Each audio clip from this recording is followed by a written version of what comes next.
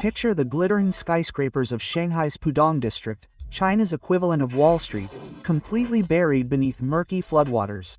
Cars float like toys on roads that were once clear of traffic. This isn't a scene from an apocalyptic movie. That's exactly what happened when Typhoon Kami struck Shanghai with a fury no one was prepared for. The financial heart of China, home to 25 million people, turned into a watery nightmare within hours. Roads that were normally clogged with commuters turned into raging rivers, stranding thousands of cars and forcing desperate drivers to abandon their vehicles as the waters rose faster than anyone could have imagined. What made the disaster even scarier? The timing. Kami hit at the height of rush hour, when the city's arteries were clogged with people returning home, and in just a few minutes the bustling metropolis was transformed into a scene of chaos and panic. SOS alerts blared on millions of phones, but for many it was too late. The storm had struck with such ferocity that Shanghai's famed efficiency had crumbled. This was no ordinary typhoon. It was the 8th named storm of 2024, and it had Shanghai in its sights. The images that emerged later were shocking. The towers of Pudong, symbols of China's economic might, jutted out like islands from a blue-brown sea. The area where trillions of dollars in transactions take place every day was cut off from the rest of the world. But what happened next exposed a weakness that Chinese authorities had spent years desperately trying to hide. Kami had upended the rules that protect Shanghai from the worst of typhoons. Most storms that threaten China make landfall much further south, and lose strength as they move north over cooler waters. But this monster storm was on a very different trajectory. Meteorologists watched in horror as Kami maintained its strength as it headed straight for the country's most important economic hub. The storm's path was so unusual that even seasoned forecasters were caught in a bind. What made Kami especially destructive was its strange double landfall, which no one expected. The typhoon first struck the city of Zhoushan, in Xinjiang province, at dawn on July 30th, but instead of weakening as it usually does, Kami seemed to gain strength as it circled over the East China Sea. Forecasts had called for a standard southerly track, but the storm had other plans. It carved a path of destruction that disrupted all normal weather patterns, and meteorologists were desperate to understand what they were seeing. It was hard to imagine a worse time for 25 million Shanghai residents. Preparing for a second unprecedented landfall, Kami had targeted a spot directly between the Fingxin district and southern Pudong, right where millions of people commute every day. This wasn't some remote coastal region that could be quickly evacuated. This was the pulse of China's economy, the skyscrapers, subway lines, and critical infrastructure that kept the entire country's financial system afloat. As the storm approached, weather stations were reporting truly ominous data. Unlike typical typhoons, which faded after making their first landfall, this one was strengthening as it moved toward Shanghai. The eye of the storm was beginning to contract, concentrating its destructive energy into a tighter circle. Satellite images showed a near-perfect spiral just before the storm was set to slam into one of the world's most populous cities. The storm's slow progress only made matters worse. Traveling at 10 to 15 kilometers per hour, Kami had no intention of slipping past and disappearing. The typhoon was set to hang over Shanghai for hours, dumping unprecedented amounts of rain and battering the city with incessant gusts of wind. Forecasters were predicting 200 to 220 millimeters of rain in some places, enough to turn entire neighborhoods into makeshift playgrounds. Realizing the gravity of the threat, Shanghai authorities went into level 4 emergency response in several provinces, dispatched emergency crews, and began a massive operation to protect 25 million people from a storm that was defying forecasts. The city that prided itself on its preparation and efficiency was facing its biggest test in decades, and the early signs were that even China's incredible organization might not save it from disaster.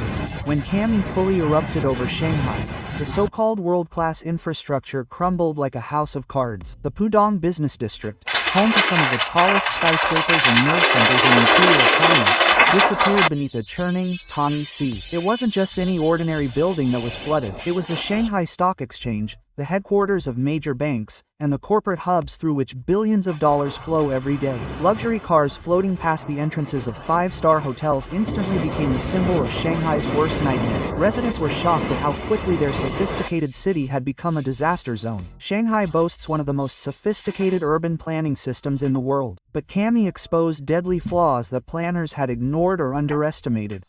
Drainage systems designed to cope with extreme weather capitulated to the typhoon's relentless onslaught.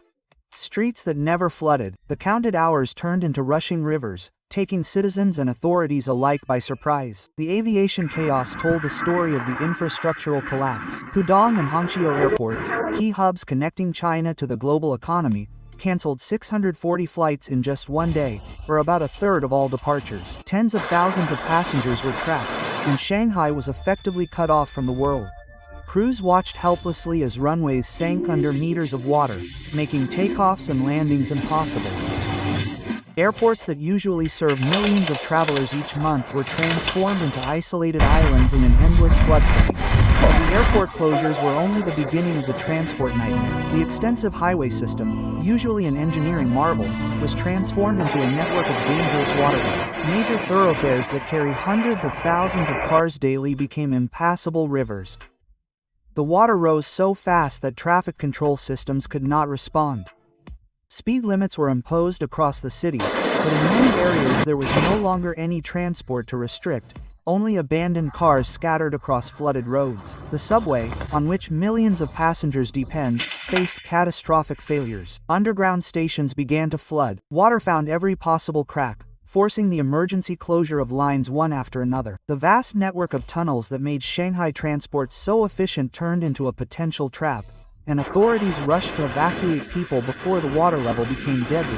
Videos appeared online showing passengers trudging through the corridors of the subway knee-deep in water, desperately trying to get to higher ground. The scale of the infrastructural collapse was finally revealed when basic utilities failed. Power outages swept across the city. It was worth drowning in the flow under the stations. The complex power grid that powered Shanghai's neon lights all night long buckled under the force of the elements, plunging entire neighborhoods into darkness. Without power, the sophisticated drainage systems the city relied on became useless, and the chain reaction of failures made the disaster many times worse. The human drama that unfolded across Shanghai was heartbreaking, but it also revealed the incredible courage of ordinary people faced with extraordinary circumstances. As the water level rose at an alarming rate, drivers made decisions in a split second. Lives were at stake. Thousands abandoned their cars on highways, leaving behind expensive cars and motorcycles to save themselves. Empty luxury cars drifting through once bustling streets became one of the most surreal images of the entire disaster. Rescuers faced challenges for which nothing had prepared them. Firefighters and rescue crews navigated city streets in boats and inflatable rafts, racing against time to reach stranded residents. The same roads they had traveled countless times suddenly required water transport. Rescuers described seemingly impossible scenes. Office buildings with their ground floors completely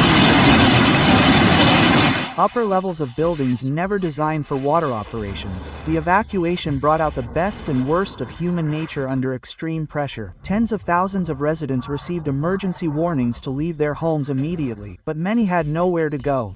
Temporary shelters quickly overwhelmed. Families were the few that managed to carry everything else to the rising waters. The scale of displacement was staggering. Entire neighborhoods became uninhabitable in a matter of hours, turning people who had never considered moving into temporary refugees in their own city.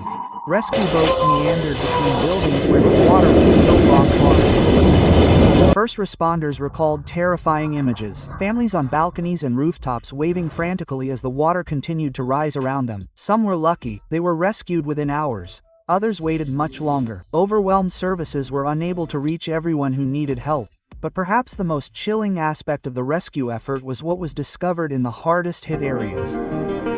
Neighborhoods that city officials had called flood-safe were completely underwater. Shanghai's anti-flood systems, it turned out, were based on outdated calculations, and the unprecedented power of the Kami had rendered them useless. The public had not been told about the terrifying picture unfolding along China's east coast. It was not an isolated anomaly. It was part of a frightening chain that climate scientists had been quietly recording for months. According to the China Science and Technology Network, the country was facing an unprecedented threat, nearly a typhoon a week through October 2024.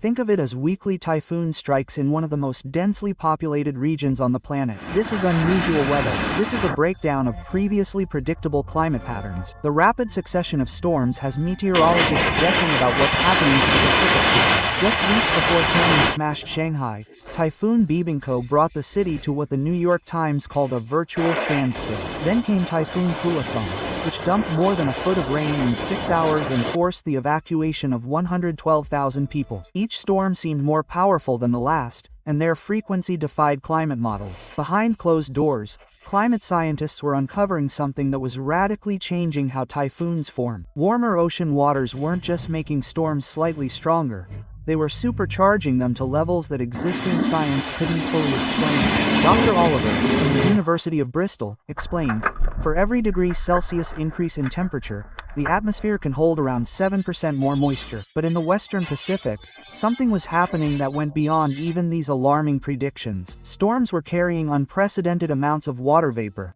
The silence around these discoveries became unbearable as each new storm broke new records. Weather stations were recording sea surface temperatures that were off the charts, creating the perfect incubator for monster typhoons.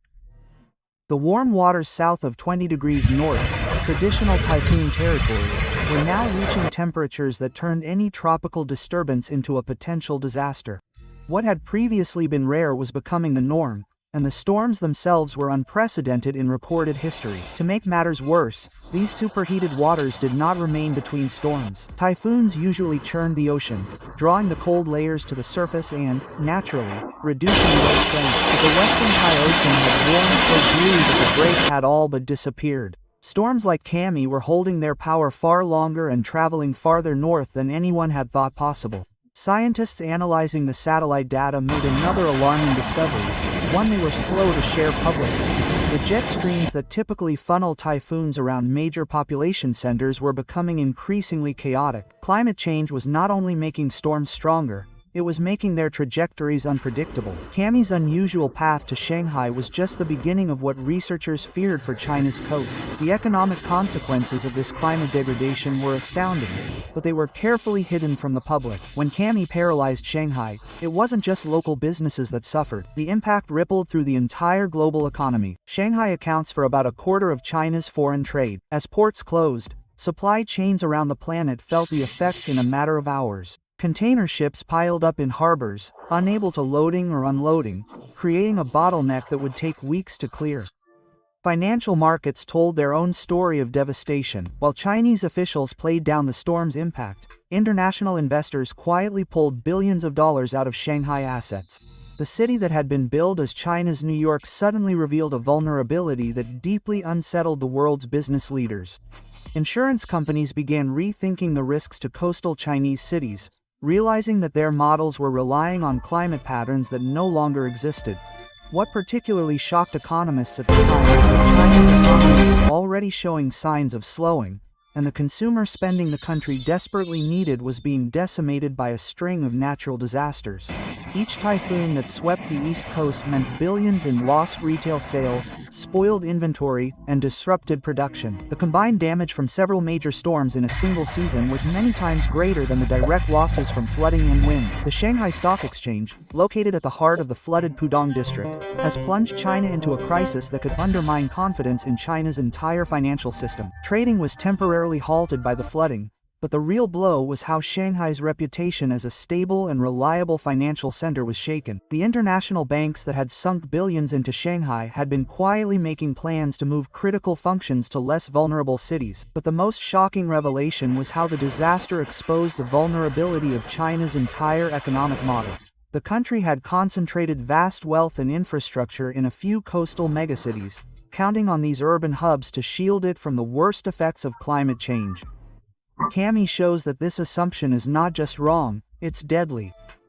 The storm proved that a single weather episode can cripple the economy, and the same risks loom for other cities in the region. Making Shanghai's flooding situation infinitely worse is a terrible secret that city officials are desperate to hide. The city is literally drowning while the sea rises. This is a near-future threat. It is happening right now, under the feet of 25 million people who have no idea how precarious their situation is. Shanghai sits on soft, subsiding soils that are compacted by the colossal weight of skyscrapers and infrastructure. Every new building, every sixth added, this is the city of Ville down. The scale of the problem is staggering. A quarter of Shanghai is located below 3 meters above sea level. That is, a quarter of the colossal metropolis already lives as if in a bowl,